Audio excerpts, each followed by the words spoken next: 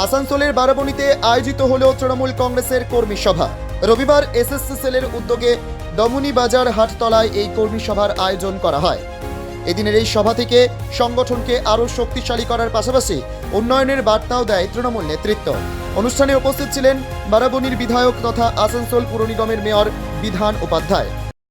দেখুন, আমাদের তৃণমূল কংগ্রেস তো আছে এবং আমরা যেভাবে সার্ভিস দিই, আমি ধরুন ব্লক প্রেসিডেন্ট ধরুন, পঞ্চায়েত প্রধানরা ধরুন, যেভাবে আমরা সার্ভিস দিই তাতে মানুষ বরাবর আমাদের সাথে আছে। কিছু মানুষ আছে যারা চাইছে বারাবণীর মানুষকে উচ্ছৃঙ্খল করার জন্য, মানে শান্তি শৃঙ্খলা নষ্ট করার জন্য। তো সে কারণে আমরা এই মিটিংটা ডাকতে বলেছিলাম এবং মানুষকে জানাবার জন্য বলব যে মানুষ দিদির সাথে আছে, সরকারের সাথে।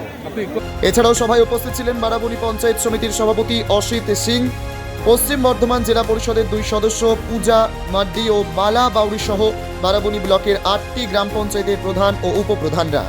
আসানসোল থেকে নিজস্ব প্রতিনিধি রিপোর্ট, খবর বাংলা।